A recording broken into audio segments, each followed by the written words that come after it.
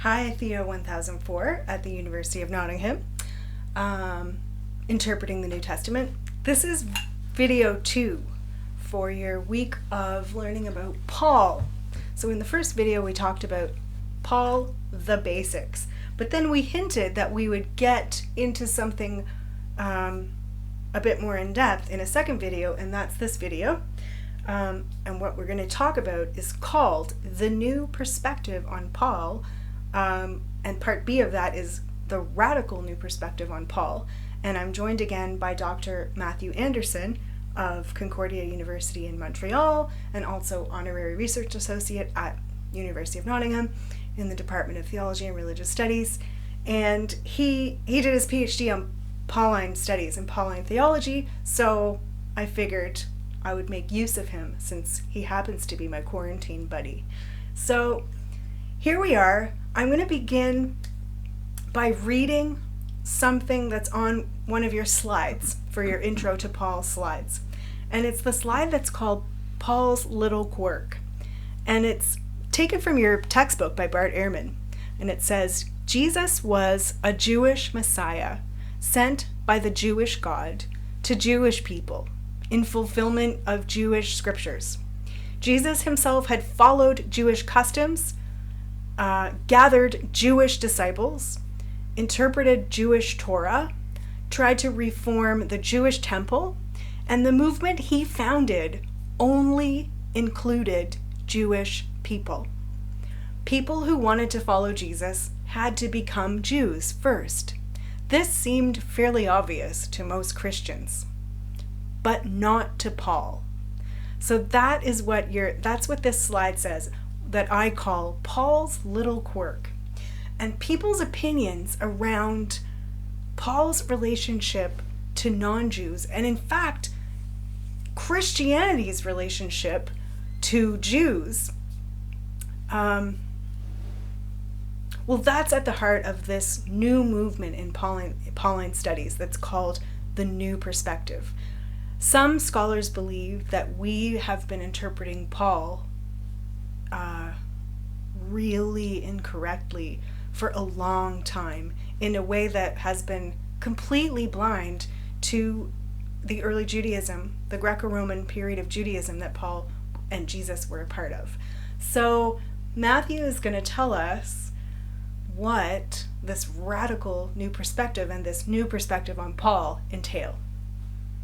Okay, do you mind if I'm just going to back up for half a second? Sure. And I'm just going to say that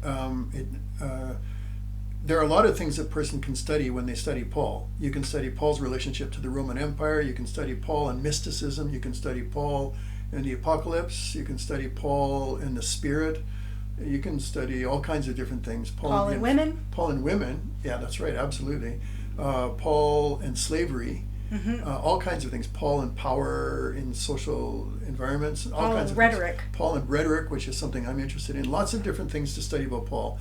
All three of these perspectives that we're talking about all have to do with, as you just said, have to do with Paul, non-Jews or Gentiles, and Judaism. What's the relationship? And it all is in the context of the later relationship between Christianity as its own religion in later centuries and Judaism. Mm-hmm. So this is really Paul, non-Jews or Gentiles, and Jews. How do these three all fit? And exactly. that also relates us then to Paul and Torah. Exactly. Or the law. Yeah. And so who still observes Torah? And so in this vast set of things that we could study about Paul, these three perspectives are all within that, which is pretty major. It's kind of the core. It is quite major. Yeah, it's the core. Yeah. But still, it is. There are other things to study about Paul that are outside of these three perspectives, although they're influenced by them. Yeah.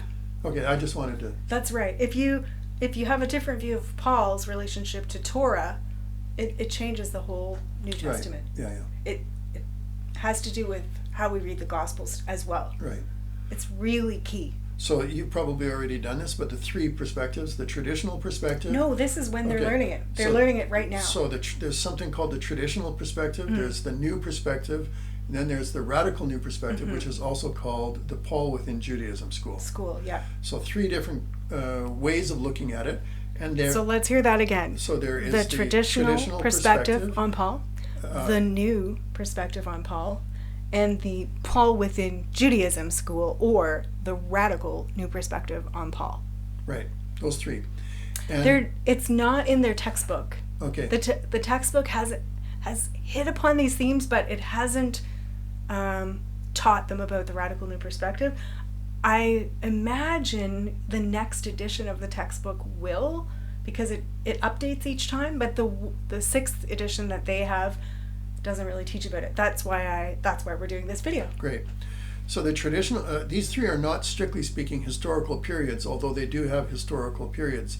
But what happens is that you still have people, you know, in the 21st century who hold to the traditional view or the new perspective, and you have the other way around. And there were people earlier on probably who would have been, you know, more about the new perspective or something. So in some senses, that the church retains largely the traditional perspective yeah. on Paul, Yeah. and scholars who did early Judaism, scholars of it used to be called the intertestamental period, but that's not a good name, but scholars of Second Temple Judaism, or the Hellenistic period of Judaism, probably were ahead of basically new perspective, or even Radical. Paul within Judaism Yeah. perspective 100 years ago. Yeah.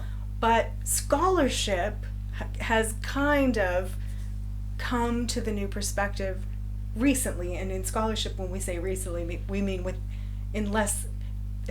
within 50 years. Yeah, within the last half century. And then in the last, I want to say decade, but I've seen a couple of articles that make me realize it's more like the last 20 years. Yeah. Yeah. There's been a second movement within the new perspective that says, oh, this has not gone far enough. Yeah.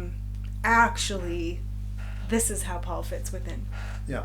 historical context. And to reiterate what I'm sure you've already talked about in terms of the importance of who is doing the looking, a lot of the most important research now being done on Paul is being done by people who don't look very much like me. So the traditional perspective, and even to a certain extent the new perspective, was often done by men, not always, but often done by men, European background men like me, and European background Christian men like me. Protestant, usually. Protestant, yeah. and Protestant. This like guy's me. a Lutheran minister. So I'm a Lutheran, and in fact, Classic. a lot of the first biblical scholars, European biblical scholarship, was done by German Lutherans or people influenced by a lot of them. Some of them, Reimers and so on, were children of Lutheran clergy, for instance. We actually haven't talked about this for Paul, but we No. did historical Jesus research Right. earlier in the term, and so we talked about the different stages Right. and how the current phase of historical Jesus research is finally coming to more agreement on what we can know about the historical Jesus. And surprise, surprise, it's the first phase that hasn't been completely dominated by white, Christian, specifically Protestant, English-speaking or German-speaking men. Yeah. Now, now this phase of historical Jesus research has Jewish scholars, Jewish women scholars, global scholars, scholars taking different perspectives like post-colonial, feminist, and when you have atheists, Jews, Catholics, Protestants, women, men, all working on scholarship together, it creates checks and balances so that scholarship's blind spots, or like just places where they just haven't thought to look, get flagged up by others. It's, hey, wait a minute, you haven't looked at the women. Yeah. Surprise, surprise. Yeah. You can't really do history without looking at them. They're half the people. Yeah. So it's the same thing with the radical new perspective. Finally, we have Jewish scholars who are New Testament experts and Jewish women scholars, and surprise, surprise, they see things that have been embarrassingly overlooked for hundreds of years about Paul. Yeah. So and it's just better. Yeah. So that's it. The exactly what you said. That's exactly it. Yeah. So the three. So perspectives. what are these three perspectives? Okay. So the traditional perspective. new, and the traditional perspective Jewish. is what you would call the traditional Christian perspective, which is, for instance, the one I grew up with largely, and many people did, which is Paul was a Christian. Yeah. So he was the first Christian. Sometimes Jesus is the first Christian, but sometimes Paul is too. Yeah. He converted to Christianity as if there was a Christianity in the first century for him to do this. With everything that conversion implies, leaving Judaism. Leaving Judaism. Quit Judaism. He quit it as if you Yeah. could quit it. And he went to Christianity as if there was a Christianity to go to. Mm-hmm. The term law was not really thought of in terms of Torah, but just in terms of law as in legalism. Yeah, it was seen as a negative. Yeah, and often read through the Protestant Reformation. So there was a bit of a mix-up for Protestants between Jewish legalism and Roman Catholic laws, as if these things were basically the same in some way. Yeah. And that is due to Luther largely, but other reformers as well. But since the Reformation, a lot of people, basic Christian folks, saw Paul as a kind of Protestant. Yeah. Basically the first Protestant. The first Protestant. Yeah. So the idea is he left Judaism. He was supersessionist, which means that he believed, this is in the traditional view, that Paul, the traditional view is that Paul believed that the God of Israel had turned that God's back on the Jews and was now embracing the Christians, the Jesus followers.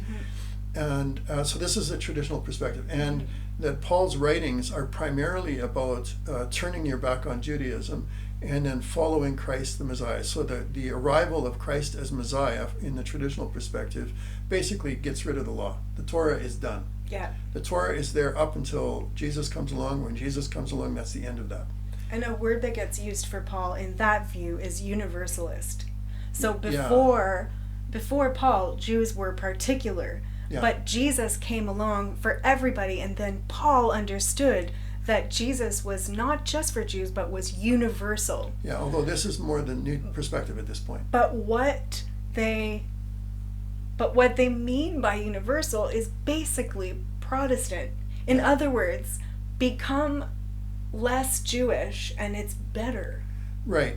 Now I feel like we're drifting into a different one here. So I'm just Okay, going to hold shifting on. into. So there's the traditional perspective, which is really kind of anti-Jewish.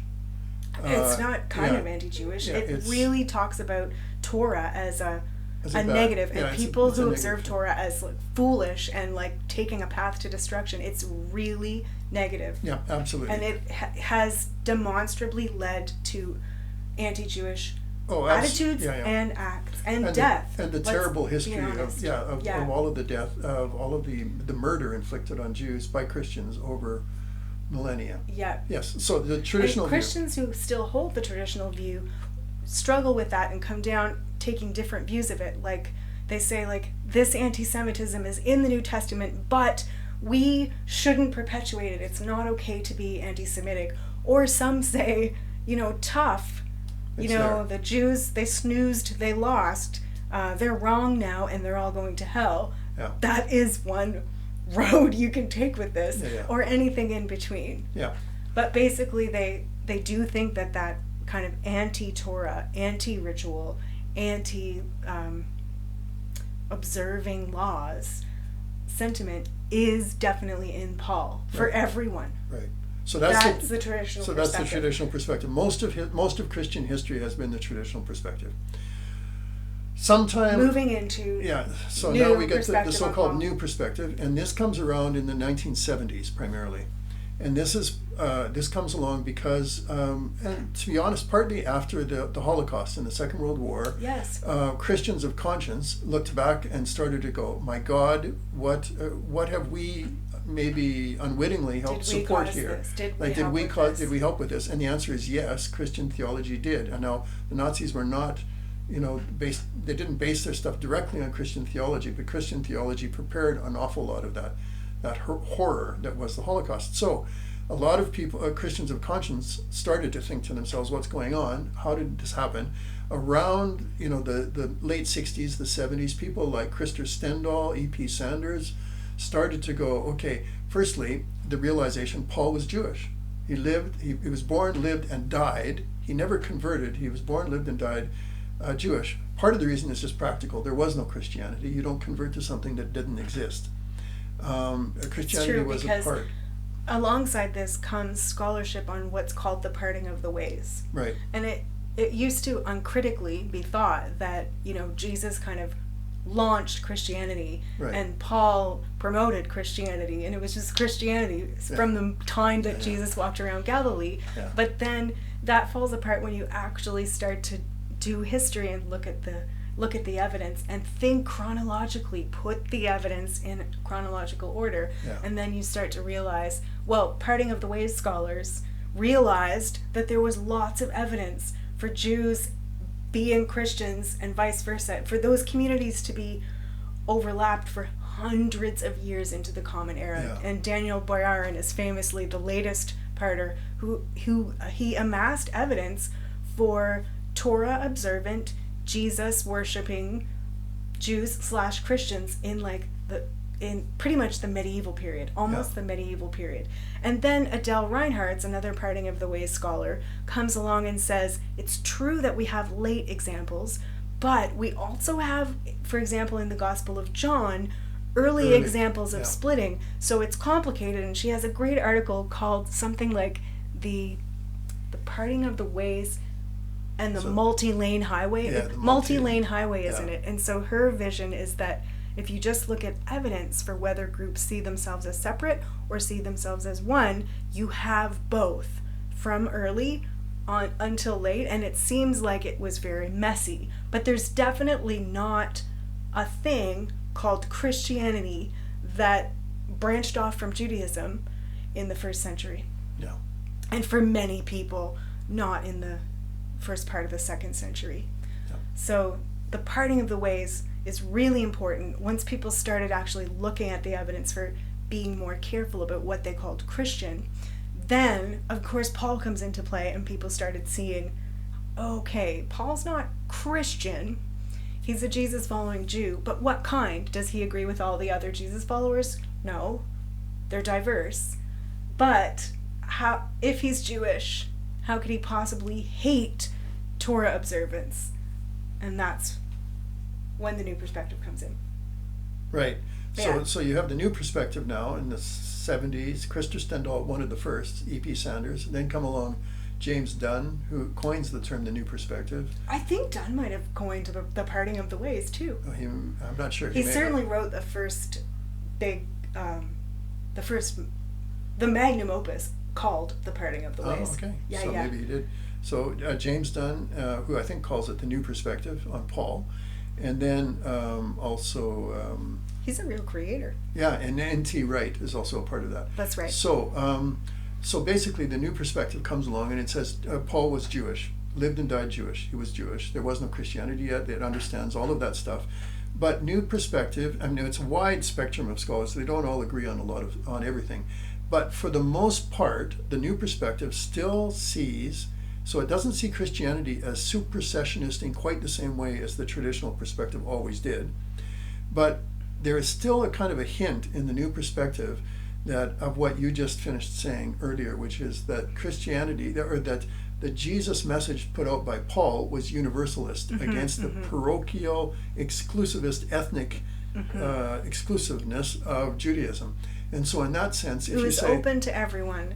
So it was universal in the sense that everyone was welcome, rather than just, it wasn't a national religion. It wasn't the religion of your own nation. It's God versus another nation's God. Yeah. Yeah. And so in that sense, there's still a kind of a triumphalism about this. It's still, I mean, who wouldn't say that very few people wouldn't say that a universal religion open to all people isn't somehow better than a particularist religion that says, no, only our ethnic group is saved. That is definitely a Protestant view. Right. Yeah. So this is the new perspective. Not everybody holds all of the same opinions within that group of scholars I mentioned, or people. So that's the new perspective. And then what happens, mid-90s, people start coming along, like Paula Fredriksen is one of them, so a Jewish woman scholar, A.J. Levine, Pamela Eisenbaum, who wrote the book called Paul was not a Christian, and Mark Nanos, Lloyd Gaston, Gager. Yes, that's right, Gager. John Gager. And so all of these Neil Elliott. Yeah, Neil Elliott, that's right, and Stanley Stowers. Yep. Yeah, all of these people, and increasingly more and more.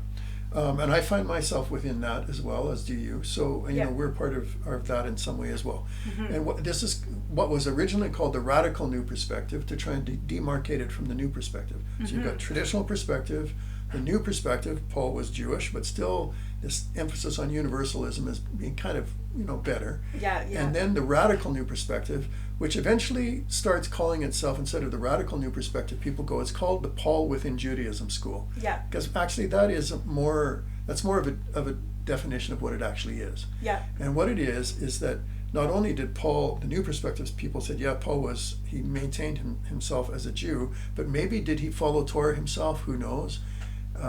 Plus he was a universalist. The radical new perspective, or the Paul within Judaism school, says Paul stayed a Torah abiding Jew, almost certainly his whole life. But not only that, his concern with non-Jews, with the Gentiles, was primarily for the sake of what they would mean to the salvation of Israel. So that is, what is the role of the non-Jews in God's plan? Mm-hmm. In the traditional perspective, it's all about the non-Jews. God opens it up to the non-Jews and then casts away the Jews. It's supersessionist and hateful in some ways. Mm. The new perspective comes along and says, well, no, the Jews, sometimes it's got what's called the complementary covenants. That is, the Jews have their covenant with the Torah, but then really God opens it up to the whole world. Paul's message is to open it up to the whole world. And then the Paul within... And that was the plan all along. And that was the plan all along. And then the Paul within Judaism school from the 90s basically says Paul was born, lived, and died obsessed, as all Jews in the first century would have been, with what is my God, the God of Israel, to do with the Jews, with us, but that the non-Jews, the Gentiles, were somehow involved in that in the eschatological moment. That is, it was really only at the end of time that Paul felt was going to happen in his lifetime, based on a teaching of Jesus, that the non-Jews were going to be involved in some way. So the Paul within Judaism school basically says that the Gentiles, the non-Jews, were only to be invited in. It was like at midnight, the store closes. At 10 minutes to midnight, it's the closing down sale. And the non-Jews are invited into the store at in the last 15 minutes. And yet what happens? It doesn't close at midnight. I mean, we're 2,000 years later and society is still running. But that was the deal. The Gentiles were kind of invited into some relationship with the God of Israel as a last minute, just before the eschaton deal. And that was Paul's message. And so Paul, the Torah continued to be, and the basic idea, although again, just like the new perspective, the Paul within Judaism school, not all scholars within that perspective all agree with each other. They'll disagree about all kinds of things. But the basic idea is that the Torah is still operative for Jews. Including Paul. That Paul's Torah-free message, the reason he says so many negative things about Torah in his letters, like don't circumcise circumcise your boys, whatever, is that he's always talking in his letters to non-Jews. He's only talking to non-Jews. What he's basically saying is, what's good for us is not good for you. But what Christians have read when Paul's saying things to non-Jews like, do not circumcise, Christians have read it as, circumcising is bad and stupid, and there's a new way now where there's no rules. But what radical new perspective scholars are saying is, it's just really important to Paul that the non-Jewish people who are coming in stay non-Jewish, because for a very Jewish reason, which is that the books that came to form the Hebrew Bible contain lots of talk about a prediction at the end of time when the nations, the Gentiles, will come streaming in to worship the God of Israel.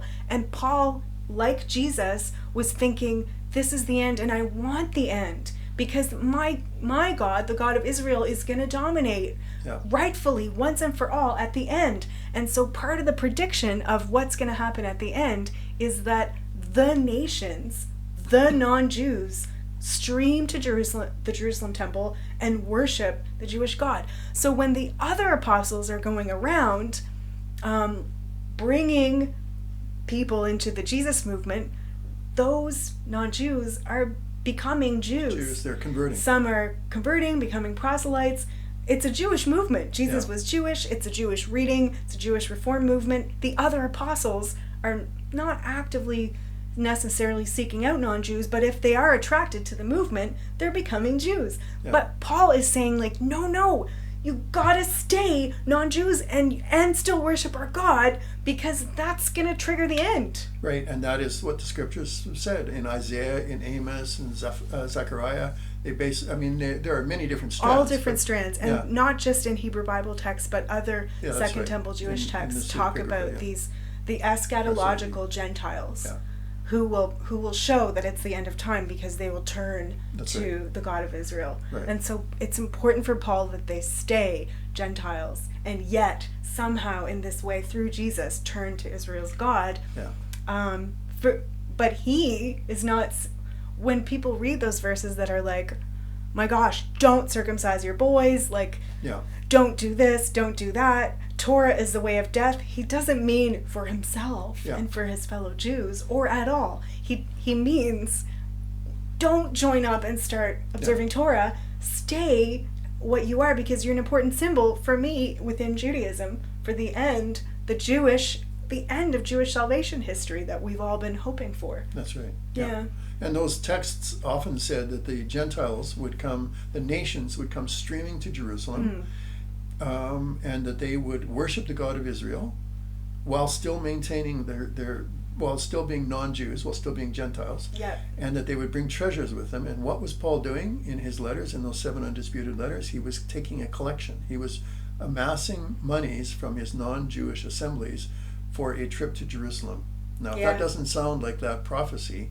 So he was in some ways trying to live out that prophecy, knowing that these were the last days.